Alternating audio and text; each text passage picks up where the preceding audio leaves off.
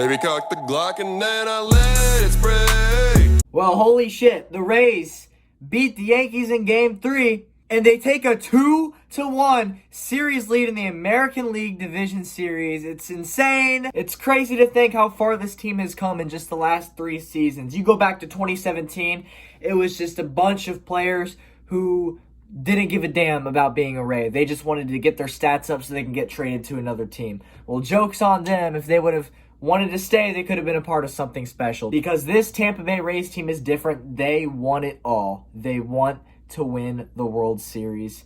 Adames himself said that. He says, we're playing to win the World Series. And the Rays, in a best-of-5 series, have taken a 2-1 lead against the big dog division rival New York Yankees. Yankees have to win 2 in a row to move on. The Rays just have to win 1 of the next 2. So it's basically, this series is the Rays to lose right now. Starting pitcher has been announced to the New York Yankees tomorrow. It is Jordan Montgomery. I'll read you his 2020 stats. Okay, he's 2-3. He has a 5.11 ERA, 47 strikeouts in 44 innings played, which is not that bad. The Rays absolutely have to take advantage of Montgomery tomorrow, because if they can't get a win tomorrow against Montgomery to seal the deal, send them to the ALCS, then I don't like our chances against Garrett Cole. Garrett Cole is really good, and I think the Rays are capable of beating him. They already have, but it's just so much harder in the playoffs. And I'd rather just not sit through a game where we have to play Garrett Cole. So the Rays, absolutely, tomorrow's the biggest game of this series without a doubt, even bigger than a potential Game 5. Game 4, this is pretty much what determines the rest of this series for the Rays. They have to get the win. Like, just simply put, they have to win. It's very possible they could beat Cole in a Game 5, but I'd rather not watch that. So the winning pitcher today was Charlie Morton, his first game of the postseason, and he played 5 innings, allowed 4 hits, 2 runs, 6 strikeouts. Solid outing for Charlie Morton. I love Morton in the postseason. He's very experienced. He's very laid back. He doesn't have the playoff stigma stuck in his head. He just goes out there and he plays ball. He's been through it multiple times in his career, and so he's a veteran. He's used to it. So I really liked this matchup today, Tanaka versus Morton, and the Rays just absolutely put the Yankees away 8-4. So let's get to the scoring plays. No runs for either team in the first inning. Second inning comes along. Joey Wendle would hit a 1-out single. Willy Adames would come up after Wendle, and he would hit a single, getting Wendle to second. You have a guy in scoring position with just 1 out. Kiermaier comes up and he strikes out. Then Michael Perez comes up and hits an RBI singles, drives in Joey Wendle. It's 1-0 Rays early on. So top of the third inning comes along. The Rays did not score in the third, but I do want to mention the fact that Arozarena had a single because Arozarena. Bottom of the third, Brett Gardner would score off a Aaron Judge sacrifice fly. The Yankees tie it up at 1. Top of the fourth inning comes along, right? Joey Wendle, he singles, goes 2 for 2 on the day. Willy Adames then walks. And then guess what? Kevin Kiermaier, baby, would hit a 3-run bash. You know what I'm talking about, man? It's 4-1 Rays in the fourth inning. Absolute blast for Kevin Kiermaier. So good to see him hit a homer in the postseason. And that would be it for the scoring plays of the fourth inning. The top of the fifth inning comes along. Arozarena is the first batter. Arozarena. Just fucking Arozarena. Like, who is this guy? Arozarena hits a home run for his 3rd straight game. Tyler Glasnow said it. Arozarena has to be the best ball player on this planet right now. He's unstoppable. He's unstoppable. Every single game of this series, he has hit a home run. And he's 2 for 2 on this game today. All right? 5-1 Rays. The Yankees would get just 1 back as Aaron Hicks would have an RBI double driving in LeMahieu in the bottom of the 5th inning. 5-2 Tampa Bay. The 6th inning comes along, right? Kevin Kiermaier would hit a double. KK's having a good day, baby. Michael Perez, the 9th batter in the lineup. Remember how I said, Mike Zunino, our catcher, and the 9th batter in the lineup yesterday hits a bomb? Well, guess what? Michael Perez is named the catcher for today's game, and he hits a bomb in the 9th slot as a hitter. It's a 2-run blast, and it's 7-2 Tampa Bay in the 6th inning, Arozarena came back up to the plate and he drew a walk. So, I mean, honestly, if I were the Yankees, I would just walk Arozarena every single time he came up to the plate. It's almost a guarantee that he gets on base, whether it's from a hit or a homer or a walk. He's almost guaranteed to get on base. He's incredible. Like, I am convinced that Randy Arozarena is not human. He is just built like a goddamn machine, dude. He's a badass, man. He gets on base every single game. I mean, he has got to be the best player in the playoffs right now for any team. He has been just dominant at the plate. So then G-Man Choi comes up and he doubles and brings in Randy Arozarena. It's 8-2. Tampa Bay. Nothing would happen in the 7th. So in the bottom of the 6th inning, guess who Kevin Cash brings in to replace Charlie fucking Morton? John Curtis, the guy who gave up a grand slam and just completely gave away game 1 to the Yankees 2 nights ago. And, you know, I like it. I like what Cash did here. He's saying, you know what, we have a big lead. There's room for error, all right? And if he gives up some hits, maybe even some runs, we can just pull him. No biggie. Build that confidence up. Build his confidence up because he had a horrible game 1. You can't let it just rest in his head that he's a bad pitcher. I mean, he's not. He was really good in the regular season. So build your confidence up.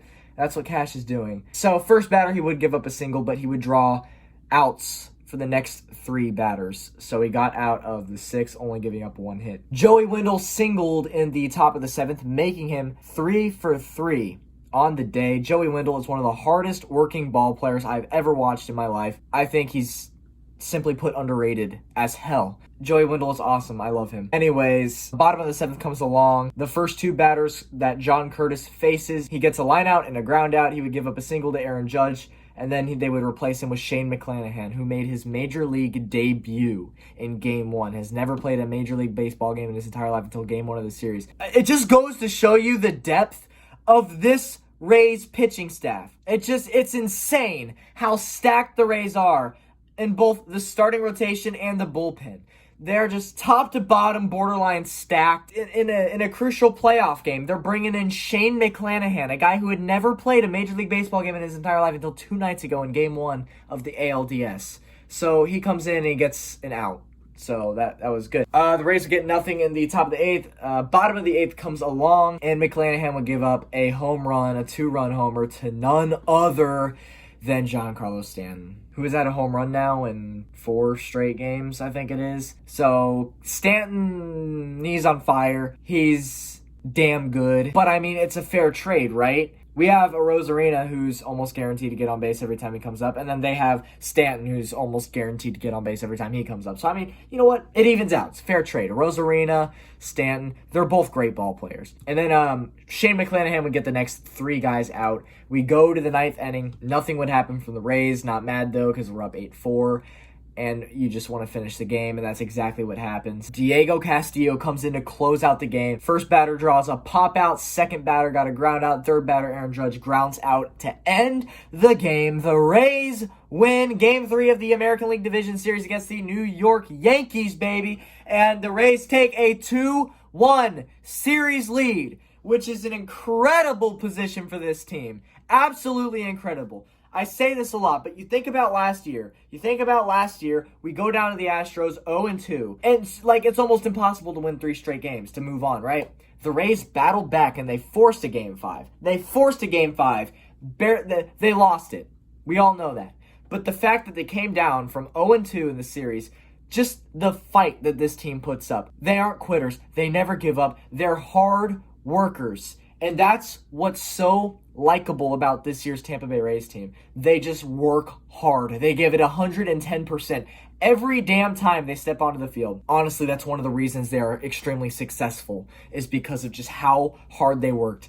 As the New York Post stated it, they're an egoless team. Nobody on the team really has an ego. They just go out and they work well together. And that's dangerous in baseball. The Rays end the night with 13 hits. 13 against the Yankees in the playoffs, which is incredible.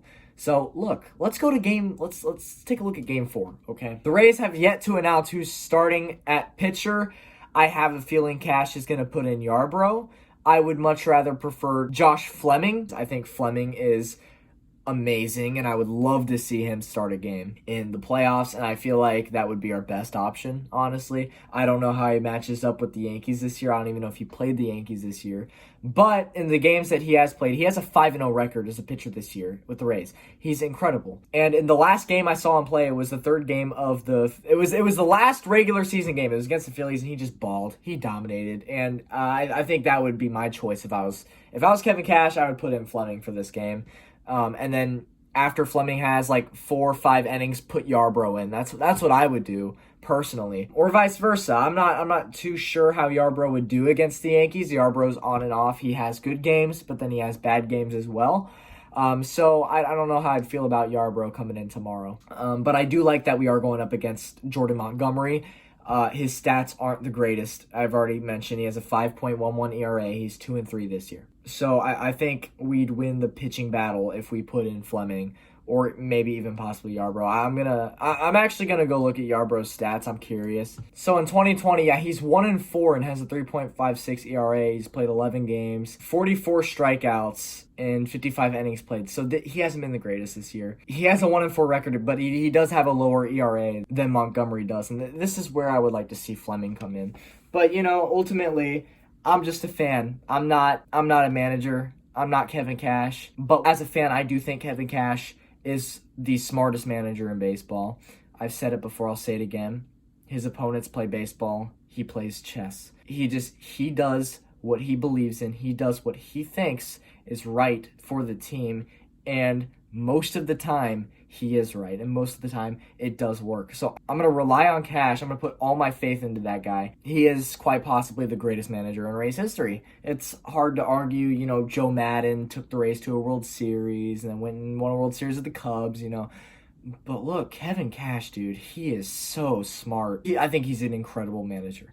And so I'm just going to put all of my trust into him, and regardless of who he ends up starting for tomorrow's game, I'm going to trust it because I trust Kevin Cash. So that being said, go Rays, baby! We're 1 win away from the American League Championship Series. Translation to those who don't watch baseball, same thing as the Eastern Conference Final. Basically, winner of that series goes to the World Series. So, Rays are just 1 win away from the conference final, the ALCS, a series that the Rays have only been to once in their 22 years of existence, which they have not been to in 12 years. 2008 was the last and only time. So, can they make history? Can they write the record books? Who knows, man? But I am excited. I am hyped up. Let's go Rays, baby. Rays up. I will see you tomorrow night. Hopefully we get the dub. Hopefully we move on to the ALCS. This is your favorite Tampa Bay Rays YouTuber on all of YouTube, baby. Chiefs, Rays, Bolts. See you then. Peace out.